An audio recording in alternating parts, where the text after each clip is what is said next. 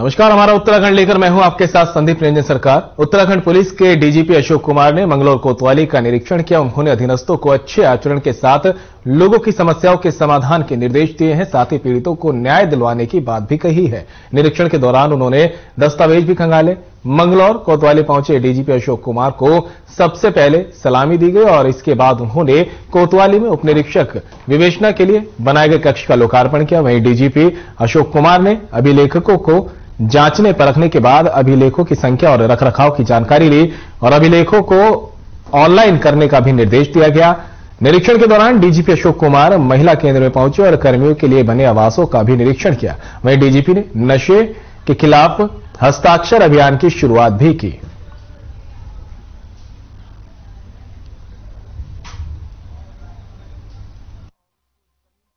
इसलिए क्या जाता है, उसका रखरखाव अच्छा है कि नहीं, कहीं कोई वेपन या कारतूस मिसिंग तो नहीं है, गायब तो नहीं है, वो सब तो ठीक पाएंगे। बाकी अब हमने हर थाने से 303 हटा दिए हैं और SLR आ गई है।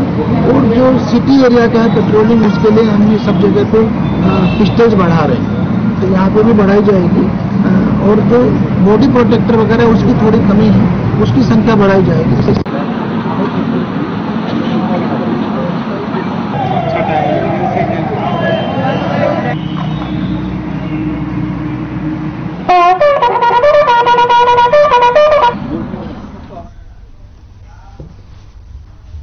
सीएम पुष्कर सिंह धामी ने कहा कि प्रदेश में सरकारी योजनाओं के क्रियान्वयन में यदि देरी होगी तो इसके लिए अधिकारियों की जिम्मेदारी तय की जाएगी। उन्होंने सभी से आपसी समन्वय के साथ काम करने के निर्देश दिए हैं।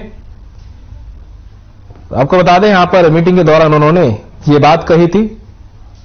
सीएम धामी ने विगत दिवस पौड़ी लोकसभा क्षेत्र की समीक्षा की। उन्होंने कहा कि सभी विधायक अपनी विधानसभा क्षेत्रों की समस्या का त्वरित समाधान करें। बैठक में यह भी मामला सामने आया कि विधायकों की समस्या और विधायकों को अधिकारी गंभीरता से नहीं लेते। आपको बता दें कि मुख्यमंत्री आवास में हुई इस बैठक में विधानसभा क्षेत्र थराली, कर्णप्रयाग, केदारनाथ, रुद्रप्रयाग, देवप्रयाग, यमकेश्वर, श्रीनगर, चौबट्टा खाल, नरेंद्र नगर, पौड़ी, लैंसडाउन और रामनगर में संचालित विकास परक कार्यों की समीक्षा के दौरान सीएम पुष्कर सिंह धामी ने अधिकारियों को निर्देश दिए।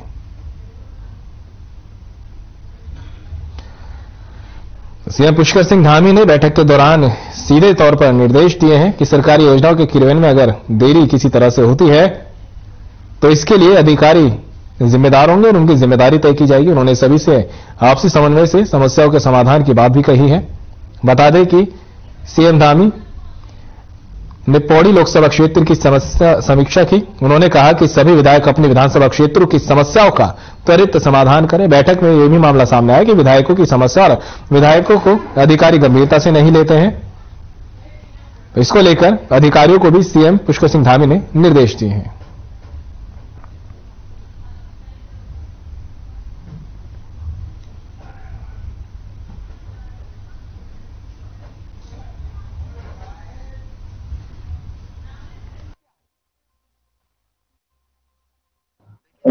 देखिए, माननीय मुख्यमंत्री जी का बहुत बहुत धन्यवाद, आभार व्यक्त करते हैं हम लोग कि गढ़वाल लोकसभा के सभी माननीय विधायकों के साथ एक मीटिंग हुई और सभी विधायकों की जो क्षेत्र की प्रमुख समस्याएं रहीं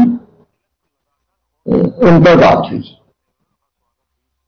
निश्चित रूप से सकारात्मक पहल भी हुई और सकारात्मक वार्ता भी हुई और निश्चित रूप से बहुत जल्दी जो बिंदु हमने माननीय मुख्यमंत्री जी के सम्मुख रखे हैं उन पर कार्रवाई की जाएगी, ऐसा आश्वासन हमको मिला है और माननीय मुख्यमंत्री जी ने अधिकारियों को भी निर्देशित किया है।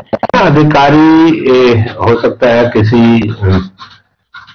एक विशेष मामले में किसी विशेष व्यक्ति की न सुन रहे हो, लेकिन कम से कम मेरे सामने इस तरह की कोई परिस्थिति नहीं है कि अधिकारी नहीं सुन रहे हैं।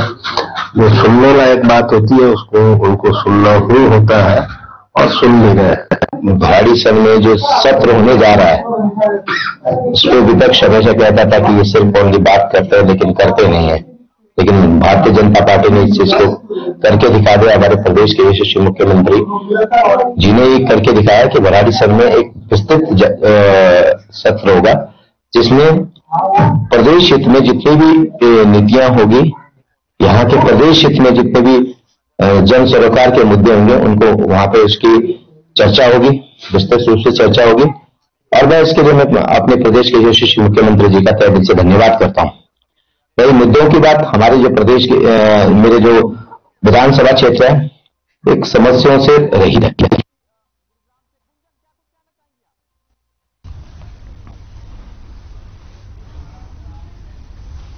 2024 के लोकसभा चुनाव को लेकर बीजेपी ने अपनी तैयारियां तेज कर दी है। इसी सबके बीच उत्तराखंड के राज्यसभा सांसद नरेश बंसल का कहना है कि 2019 के लोकसभा चुनाव में जम्मू कश्मीर, हरियाणा, पंजाब, हिमाचल प्रदेश और उत्तर प्रदेश की 14 सीटें पार्टी हार गई थी, जिसके बाद लोकसभा की 28 सीटों की समीक्षा शुरू की गई है। हारी हुई सीटों पर लोकसभा के प्रभारी और संयोजक लगातार बैठक कर रहे हैं। बूथ स्तर पर संगठन को मजबूत करने पर फोकस किया जा रहा है।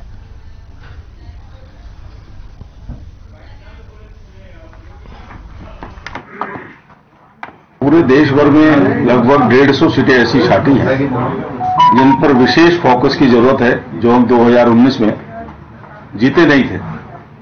उसमें से उस केंद्रीय टोली का मैं सदस्य हूं और 5 राज्यों की 28 लोकसभा सीटों को मैं देख रहा हूं, जिसमें जम्मू कश्मीर, हरियाणा, पंजाब, हिमाचल, उत्तर प्रदेश है। और उनकी लगातार कार्यक्रम समीक्षा, क्लस्टर इंचार्ज, लोकसभा संयोजक, लोकसभा विस्तारक, लोकसभा के प्रभारी, इन सबसे समय समय पर बैठक होकर के अब तक के किए गए काम की समीक्षा हुई।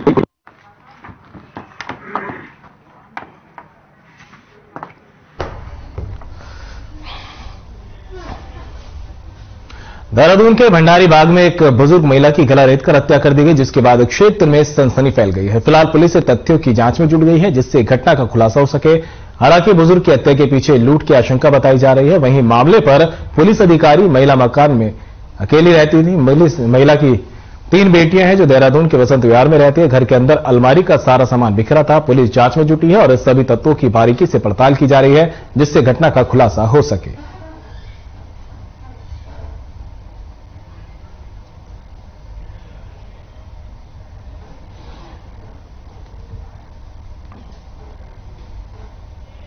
और मृतका का नाम जो है कमलेश धवन है, पत्नी स्वर्गीय श्री इंद्र राय धवन। जो घटना घटी है, गला रेत करके जो है उसका मर्डर किया गया है और इसके सभी पहलू, जितने पहलू पॉसिबल पहलू हो सकते हैं, पुलिस पर हम लोग गौर कर रहे हैं, एक एक चीज की जानकारी कर रहे हैं और बहुत जल्दी इस प्रकरण का खुलासा कर जाते हैं।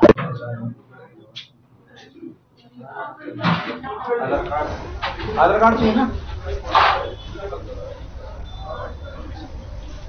मुख्यमंत्री पुष्कर सिंह धामी के सपने को साकार करने की दिशा में आगे बढ़ रही पुलिस ने नशे के सौदागर को गिरफ्तार किया है, जिसके कब्जे से पुलिस ने 1 किलो 100 ग्राम गांजा बरामद किया। पुलिस ने आरोपी को मुकदमा दर्ज करने के बाद न्यायालय में पेश किया है, जहां कोर्ट के आदेश पर पुलिस ने आरोपी को जेल पहुंचा दिया। आईडीपीएल चौकी प्रभारी चिंतामणि ने बताया कि मुखबिर की सूचना पर पुलिस ने हरिद्वार रोड स्थित धर्मशाला के बाहर चेकिंग चलाई। इस दौरान संदिग्ध रूप से जा रहे युवक की तलाशी के लिए रोका, जिसके पास से गांजा बरामद किया गया।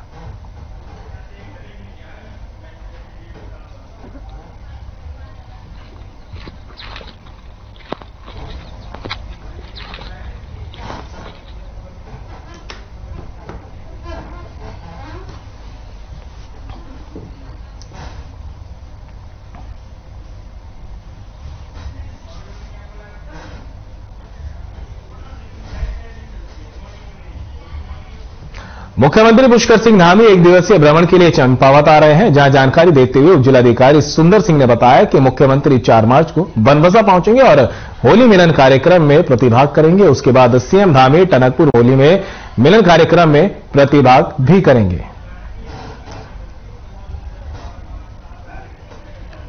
तो चंपावत से आपको खबर बता रहे हैं, जहां पर सीएम पुष्कर सिंह धामी 1 दिवसीय भ्रमण के लिए पहुंचेंगे और 4 मार्च को इस दौरान बनबसा भी पहुंचेंगे। जानकारी देते हुए जिलाधिकारी ने बताया कि मुख्यमंत्री 4 मार्च को बनबसा आएंगे और होली मिलन कार्यक्रम में हिस्सा लेंगे।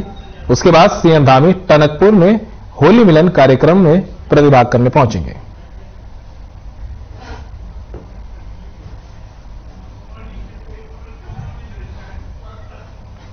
सीएम सर का 5 बजे होली मिलन का कार्यक्रम है और उनके इसी के दृष्टि में रखते हुए सारी तैयारियां जो है पूर्ण कर ली गई है। सीएम सर का 5 बजे होली मिलन का कार्यक्रम है और उनके इसी के दृष्टि में रखते हुए सारी तैयारियां जो है पूर्ण कर ली गई है।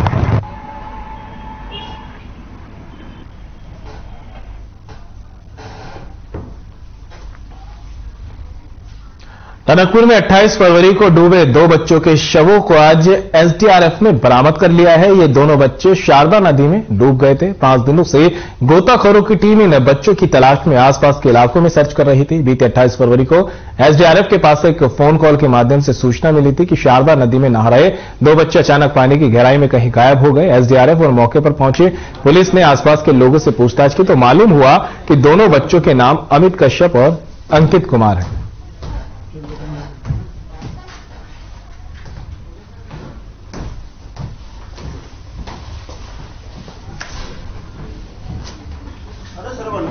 हमने देखा दूर से कि पक्षी बैठे हैं तो हम उस साइड के लिए गए तो पक्षी वहाँ पे उड़े तो हम लोग वहाँ से रास्ते लेके गए। जल पुलिस की टीम थी, हम थे तो वहाँ पे 2 मतलब सड़क से दिख रहे थे वो हमने देखा कि वो डेड बॉडी थी। फिर हम लोगों ने तो रेस्क्यू। ये 5 दिन पूर्व दो बालक थे, गंगा में स्नान करने गए जिसकी एक उम्र 8 वर्ष की, एक की 10 वर्ष थी। तो उस दिन से लगातार एनडीआरएफ एसडीआरएफ और जो गोताखोर जो हमारे लोकल स्थानीय वो है तो सर्च अभियान जारी था। तो आज प्रातः इनकी डेड बॉडी मिली है तो इसमें पंचनामे की कार्रवाई की जाएगी।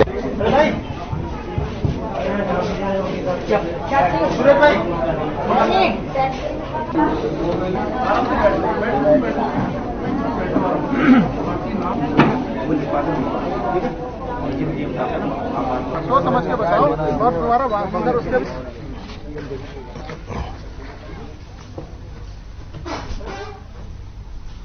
बोर्ड परीक्षा 2023 को शांतिपूर्ण ढंग से संपन्न करवाने के लिए जिले में केंद्र व्यवस्थापकों और परीक्षा प्रभारियों की बैठक का आयोजन हुआ जिसमें जिलाधिकारी सहित तमाम मुख्य अतिथि पहुंचे। इस मौके पर आयोजित बैठक में सीओ पौड़ी ने परीक्षा संबंधित सुरक्षा व्यवस्थाओं के विषय में जानकारी दी।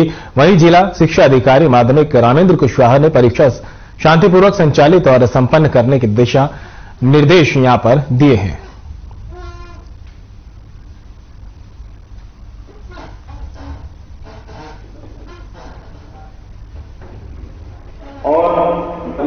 और ये भी रामनगर बोर्ड से जो हमारी 10th वर्ग की परीक्षाएं होती हैं वो परीक्षाएं 16 मार्च से प्रारंभ हो रही हैं।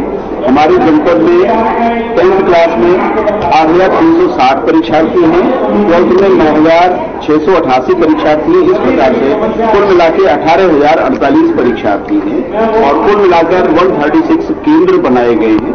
इसके लिए सभी केंद्र व्यवस्थापकों की खंड शिक्षा अधिकारियों की बैठक की गई है। उन्हें बताया गया है कि किस तरीके से परीक्षा को नकलविहीन और शुचितापूर्ण तरीके से संपादित कराना है। और ये भी समझ लो क्वेश्चन क्या है, आप हमसे 10 बार पूछ। मीडिया हमारे भगवान जी आ रखे हैं, स्वागत है।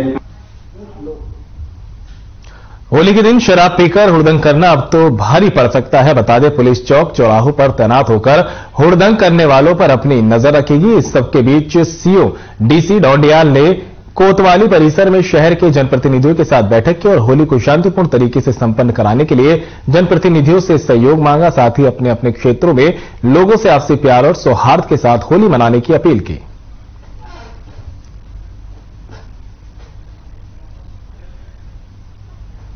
तो होली के दिन पुलिस नजर बनाएगी उन लोगों पर जो शराब पीकर हुड़दंग करते हैं और पुलिस चौक चौराहों पर तैनात रहेगी और हुड़दंग करने वालों पर अब पुलिस की पैनी नजर रहेगी। इस सबके बीच सीओ डीसी ढोंडियाल ने कोतवाली परिसर में शहर के जनप्रतिनिधियों के साथ बैठक की और इस संबंध में तमाम चर्चाएं की गई।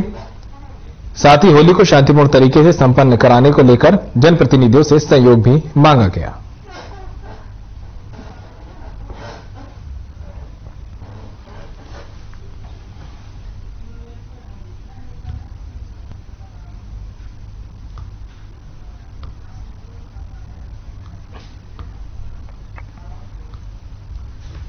होली का त्योहार नजदीक आते ही त्योहार में शांति व्यवस्था बनाए रखने के लिए प्रशासन भी अलर्ट हो गया है। इसी क्रम में काशीपुर कोतवाली परिसर में अपर पुलिस अधीक्षक और सीओ वंदना वर्मा ने संयुक्त रूप से एक बैठक का आयोजन और जनप्रतिनिधियों के साथ किया जिसमें ग्राम प्रधानों के साथ नगर के पार्षद और स्थानीय लोग भी मौजूद रहे। होली के त्योहार और शब बारात में शांति व्यवस्था बनाए रखने की लोगों से अपील की गई। वहीं अपर पुलिस अधीक्षक ने बताया कि होली पर्व और शब बारात के मद्देनजर लोगों के साथ मीटिंग की गई है।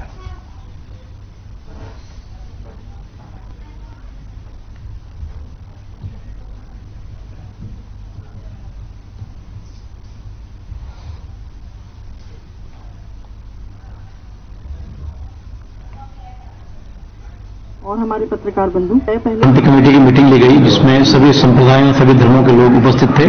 उनसे सुझाव मांगे गए और उन सुझावों के अनुरूप हम लोग काम करेंगे।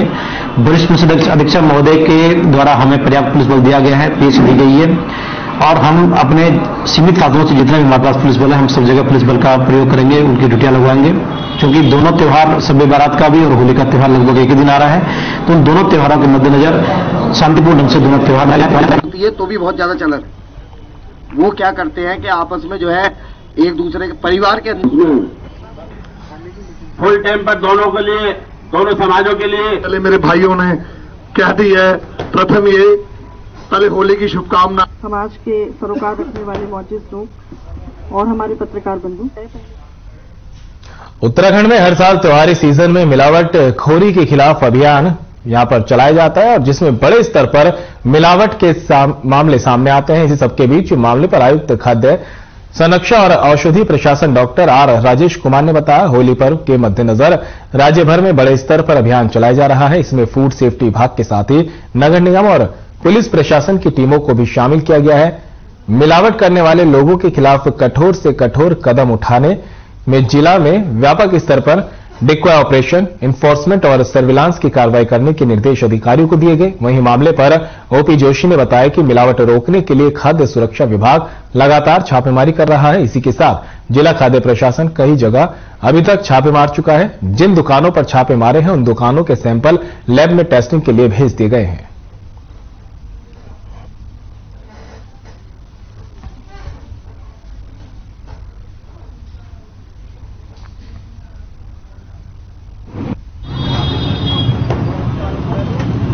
चारधाम रूट भी यात्रा भी शुरू होने वाला है और ये हमारे चिन्हित भी हैं कुछ जगह जहां पे नॉर्मली मिलावट खोरी की खबर आती रहती है।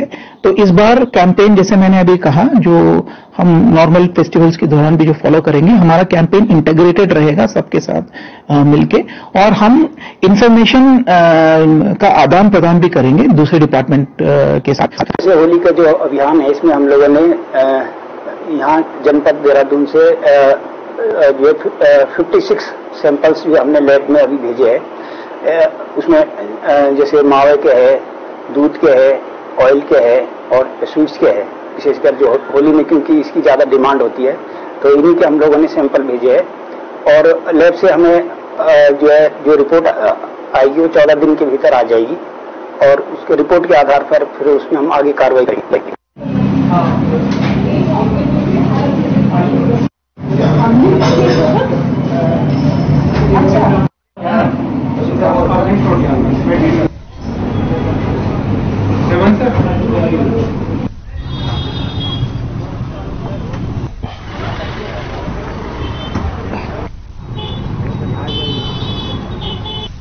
रुड़की में बीती देर रात कुछ दोस्त घर में बैठकर शराब पी रहे थे। इसी दौरान दोस्तों में किसी बात को लेकर आपसी कहासुनी हो गई। मामला इतना बढ़ गया कि दोनों पक्षों में मारपीट होने लगी, जिसके बाद ग्रामीणों ने किसी तरह मामला शांत करा दिया और दोनों पक्षों से सलाह करवा दी गई। और वहीं मारपीट के दौरान एक युवक का मोबाइल घटनास्थल पर ही छूट गया था। सुबह जब अपना मोबाइल लेने के लिए युवक वहां पहुंचा तो उसके साथ फिर से मारपीट कर दी गई। साथ ही धारदार हथियार से हमला कर दिया गया। हमले में 2 लोग घायल हो गए। घायलों को सिविल अस्पताल में उपचार के लिए भर्ती कराया गया, जहां पर उनका उपचार चल रहा है। वहीं परिजनों ने पुलिस को तहरीर देकर आरोपियों के खिलाफ कार्रवाई की मांग की है।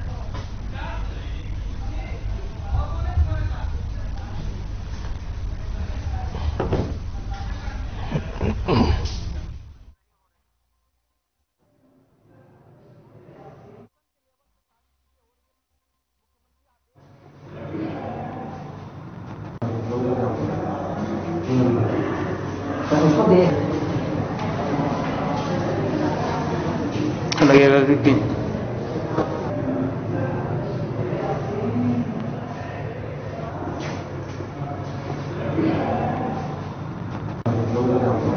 तो एक बार फिर से झड़प होगी और युवक पर धारदार हथियार से हमला किया गया।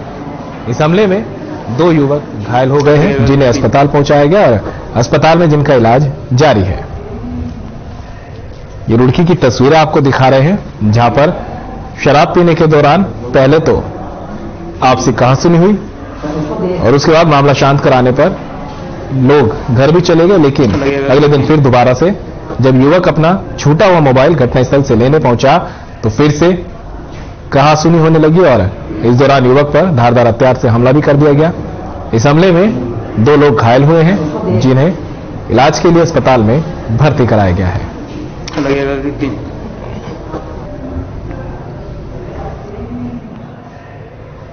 पूरा मामला ये भी रात इसके साथ वो या और झगड़ा, तो ये अपना मोबाइल लेने के लिए गया उधर, तो मैं उसे लेने गया, मैं कहा भाई लड़ाई लूड़ी ना करो वहां से। तो मैं जैसे लेने गया मेरे सिर में लट मार दिया उसने एकदम, मैं सर मेरा सिर पट रहा। कौन है? ईद था तो उसके भतीजे मामला सर, ये रात में ड्रिंक कर ली थी साहब, मेरा दोस्त जहां में बैठ के पीता हूँ वहीं पर, तो जैसे ही रात हमने पी तो रात तो चलो निमट गई थी, बात झगड़ा पकड़ा जो हुआ। सुबह मेरा मोबाइल लाया गया था वहां, रात में जूते मोबाइल में रह गया था। सुबह जैसे मोबाइल लेने गया तो उसका लड़का आया मेरे पास, कह लगा फिर आएगा सुबह यहां से, तो उन्होंने एकदम मेरे को वार करा। जैसे ही मेरे वार करा फिर पूरा परिवार आएगा उनका, लट ले लेगा, कोई लाठी कोई कुआड़ी कोई कुछ, तो मुझे उन्होंने बांध को छेता जी वहां मेरे पैर बांधा रस्से में उन्होंने।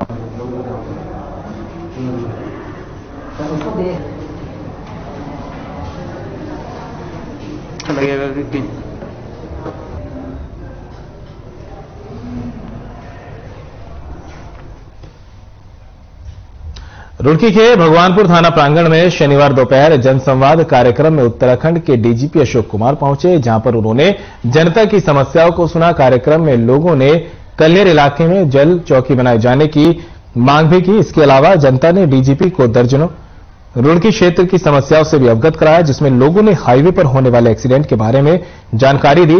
वहीं जनसंवाद कार्यक्रम में डीजीपी ने सभी की समस्याओं को विस्तार पूर्वक सुना और समाधान के लिए पुलिस को निर्देश भी दिए गए।